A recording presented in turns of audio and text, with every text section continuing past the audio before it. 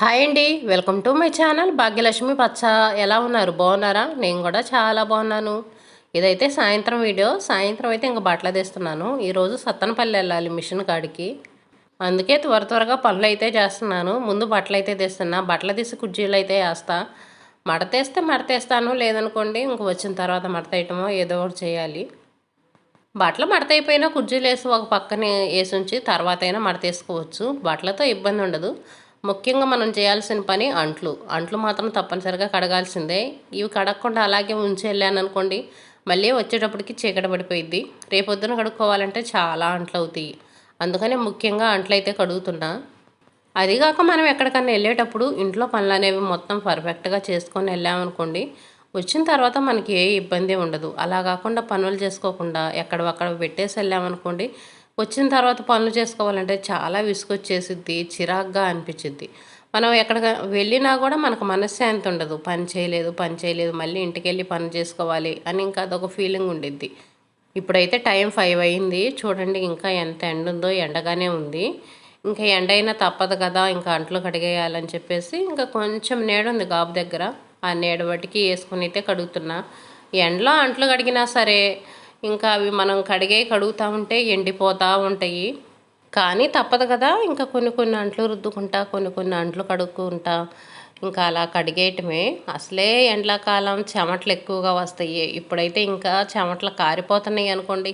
మామూలుగా అయితే సాయంత్రం 6 గాంది అసలు పనులే చేయట్లేదు. ఈ ఎండలకు అసలు ఎక్కడికన్నా వెళ్ళాలన్నా కూడా వెళ్ళాలనిపించట్లేదు. ఇన్ని రోజుల నుంచి వాయిదా వేస్తున్నాను. మిషన్ దగ్గరికి వెళ్దాం, బట్టలు ఇచ్చొద్దాం అని చాలా రోజుల నుంచి అనుకుంటా ఎప్పటికప్పుడు వాయిదా వేస్తున్నాను.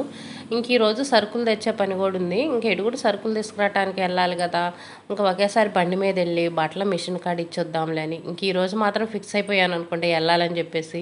ఫిక్స్ అయ్యామంటే ఇంకా 6 ఏ పనైనా ఎంత పని ఉన్నా సరే ఆ పనులన్నీ చేసుకొని వెళ్తాము. వెళ్ళకూడదు అనుకుంటే మాత్రం ఇంకా అసలు మనం ఖాళీగా ఉన్నా కానీ, ఆ రోజు పని లేకుండా మనం ఖాళీగా ఉన్నా కానీ మనం వెళ్ళము. పిల్లలకి డ్రెస్సులు కుట్టిస్తున్నాను. చీరలు తీసుకున్నాను. డ్యామేజ్ చీర తీసుకొని నార్మల్ చీర ఒకటి తీసుకున్నా. 2 డ్రెస్సులు అయితే కుట్టిస్తున్నాను. లాంగ్ ఫ్రాకుల్లాగా కాదు, ఫ్రాకులే కాకపోతే వేరే డ్రెస్సులుగా కొంచెం మోడల్గా అయితే కుట్టిస్తున్నాను. నాకేమో 2 చీరలు తీసుకున్నాను. ఇంకా ఆ చీరలకు జాకెట్లు కుట్టించుకుందామని అని చెప్పేసి ఇంక ఈరోజు అయితే వెళ్ళాలని మొన్నైతే అన్నీ సర్ది పెట్టుకున్నా కానీ ఆ రోజు వెళ్దాం అనుకున్నాను. మేము బయలుదేరే టయానికి గాలిదుమ్ము వచ్చింది. మొన్న ఈ మధ్య గాలిదుమ్ములు వర్షాలు వచ్చినాయి చూడండి, అప్పుడు వెళ్దాం అనుకొని సంచికి బట్టలన్నీ పెట్టేసుకున్నాను. ఇంకా ఇలా గాలిదుమ్ము వచ్చిందని చెప్పేసి ఆగిపోయాము. ఇంకా అప్పటి నుంచి అలాగే ఆగిపోయి ఉన్నాము. అంట్లయితే ఎలాగోలా కడిగేసా. చెమటలు కారిపోయినాయి అనుకోండి. ఇంకా అంట్లు మొత్తం కడిగేసి పక్కనైతే పెట్టేశాను. ఇంకా మెట్ల మీద అయితే నీళ్ళు చల్లుతున్నా. ఇంక ఈ ఎండాకాలం అన్నాళ్ళు బయట అరుగుల మీద మెట్ల మీద మొత్తం నీళ్ళు చల్లుకోవాల్సిందే. నీళ్ళు చల్లని మనం బయట కాసేపు కూడా కూర్చోలేము. అంతకుముందు 4 గంటలకు వచ్చి బయట కూర్చునే వాళ్ళం. ఇప్పుడు 5 గంటలైనా సరే బయటికి రాలేకపోతున్నాము. అసలు ఇంకా 6 గంటల దాకా ఇంట్లోనే ఉంటున్నాం, బయటికి రావట్లేదు అనుకోండి. అంత ఎండ ఆవిరిగా అనిపిస్తుంది. ఇంకా 6 అయిందంటేనేమో ఇంట్లో పనులు చేసుకుంటున్నాం కదా, ఇంక ఇంట్లో పనులన్నీ అయిపోయిన తర్వాత 7 గంటలప్పుడు అలా అయితే బయట కూర్చుంటున్నాము. ఎంత నీళ్లు చల్లినా కానీ ఎండ ఆవిరికి అయితే అసలు బయటికి రాలేకపోతున్నాము అనుకోండి. మోటార్ వేసి గాబుకు నీళ్లు బట్టి ఇంక ఇదిగోండి నీళ్ళు చల్లుతున్నాను. మోటార్ వేసి నీళ్ళు పట్టాను అనుకోండి, నీళ్ళు బాగా చల్లటి నీళ్ళు వస్తాయి. గాబులో నిలువ నీళ్ళు కూడా కొంచెం వేడిగానే ఉంటాయి. అందుకనే గాబులు కడిగేసి నీళ్ళు అయితే పట్టాను. ఇంకా ఆ నీళ్ళు అయితే చల్లుతున్నా. ఇప్పుడు మాత్రం ఇంకా బండలు బాగా చల్లగా కూలుగా ఉంటాయి. బాగా చల్లటి గాలి వచ్చింది. దుమ్ము కూడా చాలా ఎక్కువగానే వస్తుంది. ఉదయం పూట కసులు ఊడుస్తున్నామా, మళ్ళీ సాయంత్రానికి గొంతుల నిండా బయట వరండాలో అంతా దుమ్ము చాలా ఎక్కువగా ఉంటుంది. ఆకులు ఉంటున్నాయి, డస్ట్ కూడా ఎక్కువగానే ఉంటుంది. ఉట్టిగా ఇలా నీళ్లు చల్లి వదిలేస్తే నీళ్లు మరకలుగా ఉంటున్నాయి. ఇంకా అందుకని పుల్లల చీపురు పెట్టి అయితే కుట్టామనుకోండి, నీళ్ళు మొత్తం పోతాయి కదా, మరకలు అనేవి లేకుండా ఉంటున్నాయి. లేదనుకోండి కొంచెం నడిచే దారి వరకు బండ్ల దుడిచే కర్ర ఉంది కదా, ఆ కర్రతో దుడుస్తా. లేకపోతే మొత్తం ఆరిపోయిన తర్వాత అంతా మరకలుగా కనిపిస్తుంది. ఇంట్లో పనులు వాటికైతే అయిపోయినాయి.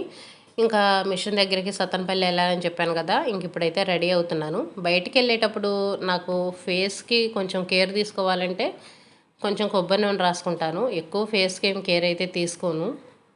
రోజు ఇంటి దగ్గర ఉంటే అసలు ఏమీ రాసుకోను. ఇంకెక్కడికన్నా వెళ్ళేటప్పుడు ఫేస్ అనేది కొంచెం బాగుండటానికి కొబ్బరి నూనెతో కొంచెం మర్దనలాగా చేసుకుంటాను. పౌడర్ కానీ ఏమన్నా రాసుకున్నా కొంచెం బ్రైట్గా బాగుంటుందిలే అని చెప్పేసి ఇంకా చేతులకి, మెడకి, మొహానికి అంత ఆయిల్తో మర్దనలాగా చేసుకుంటాను. ఒక 10 నిమిషాలు ఉన్న తర్వాత స్నానం చేసామనుకోండి ఫేస్ అనేది కొంచెం గ్లోగా ఉంటుంది. డైలీ ఇలా కొబ్బరి నూనెతో కొంచెం మర్దన చేసుకుంటే మంచిది స్నానం చేయబోయే ముందు. కాకపోతే రోజు చేయాలంటే బద్ధకం. ఇంకా ఎక్కడికన్నా వెళ్ళేటప్పుడు మాత్రం తప్పదు కదా, ఇంకా తప్పనిసరి ఇలా చేస్తూ ఉంటాను. ఎప్పుడో ఒకసారి చేస్తే అంత గ్లో అయితే రాదు. ఏది చేయాలన్నా ప్రతిరోజు చేస్తేనే దానికి రిజల్ట్ అనేది మనకు కనిపించేది. ప్రతిరోజు కొంచెం ఆయిల్తో ఇలా మర్దన చేసుకోవటం బెస్ట్. ఎక్కువ ఫేస్ ప్యాక్లు అవి వేసుకోవాలంటే మనకు కష్టంగా ఉంటుంది. ఈ ఎండలకు కూడా మనకు చీదరగా అనిపించింది. ఎక్కువ కష్టమైన పనులు చేయలేని వాళ్ళు సింపుల్గా ఫేస్ ప్యాక్ అనేది చేసుకొని ఫేస్ అనేది కొంచెం కేర్ తీసుకోవాలి అనుకునే వాళ్ళు మాత్రం కొంచెం కొబ్బరి నూనె రాసుకుంటే చాలు. కొంచెం కొబ్బరి నూనె తీసుకుని ఆయిల్తో బాగా మర్దనలాగా చేసుకొని ఒక 10 నిమిషాలు పావు గంట తర్వాత స్నానం చేస్తే చాలు. ఫేస్ అనేది బాగా క్లియర్గా ఉంటుంది. మచ్చలు మొటియాలు అనేవి రాకుండా ఉంటాయి. కొబ్బరి నూనెకే మంచి కలర్ అయితే రారు, కానీ కొంచెం బ్రైట్గా ఉంటాం అంతే, అంతకు మించి అయితే ఏమి ఉండదు. ఇంకా నేనైతే స్నానం అయితే చేసేసాను. స్నానం చేసి ఇంక ఇదిగోండి జడ అయితే వేసుకుంటున్నాను. స్కిన్ కేర్ కానీ హెయిర్ కేర్ కానీ ఎక్కువ తీసుకోను నేను. చాలా తక్కువ, వాటి గురించి అయితే అసలు పట్టించుకోను. ఎక్కడికన్నా వెళ్ళేటప్పుడు అప్పుడు ఆ ఒక్క రోజుకు మాత్రం కొంచెం ఏదో జాగ్రత్తలు తీసుకోవటం, ఎక్కడికన్నా వెళ్ళేటప్పుడు హెన్నా పెట్టుకోవటం, కలర్ వేసుకోవటం, ఇంకా అలా ఉంటుంది. ఇంకా ఏదో స్కిన్కి అయితే కొంచెం కొబ్బరి నూనె రాసుకోవటం, అంతేగాని డైలీ వేర్ అయితే అసలు చెయ్యను నేను. నాకైతే అంత ఇంట్రెస్ట్ ఉండదు. కానీ 40 ఇయర్స్ దగ్గరకు వస్తున్నాయి కాబట్టి హెయిర్ కేర్ ఉండాలి, స్కిన్ కేర్ ఉండాలి. లేదనుకోండి కొంచెం మన ఫేస్ అనేది బాగా మొద్దుబారిపోయినట్టుగా అలా ఉంటుంది. 40 ఇయర్స్ దాటిన వాళ్ళు కొంచెం కేర్ తీసుకోవడమే చాలా మంచిది. 40 కాదు, 30 ఇయర్స్ దగ్గర నుంచి కొంచెం కేర్ తీసుకుంటేనే మంచిది. ఇంక ఇదిగోండి మిషన్ దగ్గరికి వెళ్ళడానికి బట్టలు అంతకు ముందే రెడీ అయితే చేసి పెట్టుకున్నాను. ఇవైతేనేమో ఇప్పుడు తీసుకున్న శారీసు, డ్యామేజీ చీర అదైతే ఫ్రాక్ కుట్టిస్తున్నాను. ఇదైతేనేమో ఇంకా జాకెట్ కుట్టించుకోవడానికి. కొన్ని చీరలు అయితేనేమో ఇంకా అంతకుముందే సర్ది పెట్టేసుకున్నాను. ఇంక ఇదిగోండి ఈ సంచులు అయితే పెట్టుకున్నాను. సంచి అయితే బాగా విశాలంగా ఉంది పెట్టుకోవడానికి, అన్నీ కుక్కి పెట్టినట్టు లేకుండా. ఇంకా నాకు కావాల్సినవి తీసుకెళ్లాల్సినవి అన్నీ అయితే సర్ది అయితే పెట్టేసుకున్నాను. మిషన్ కాడికి వెళ్ళి తిరిగి వచ్చేటప్పుడు ఇది వీడియో. మిషన్ కాడికి వెళ్ళినప్పుడు అయితే తీయలేదు.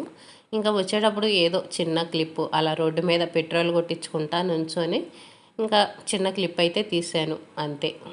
నైట్ కదా, లైట్లు అవన్నీ ఉండి వీడియో అయితే అంత క్లారిటీగా రాదు.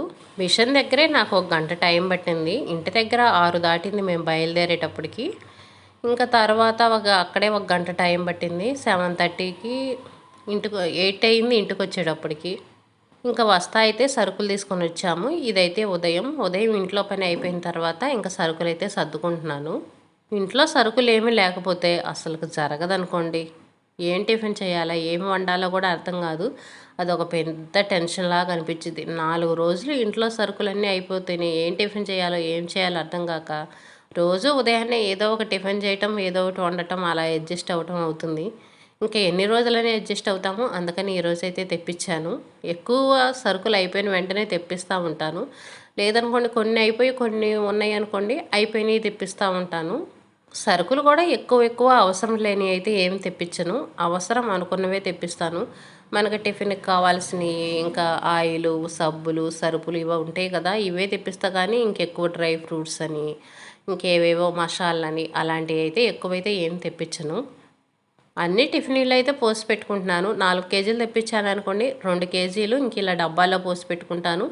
2 కేజీలు ఏమో పక్కన బకెట్ పెట్టాను కదా, ఆ బకెట్లో అయితే పెట్టి ఉంచుకుంటాను. నిన్నే అయిపోయిన డబ్బాలన్నీ కడిగి పెట్టుకున్నాను కదా, ఇంక ఇవన్నీ సర్దుకోవడానికి ఇబ్బంది లేదు. అలా కాకుండా ఇప్పటికిప్పుడు కడిగి పెట్టుకొని మళ్ళీ సరుకులు సర్దుకోవాలంటే విసుగుగా అనిపించింది.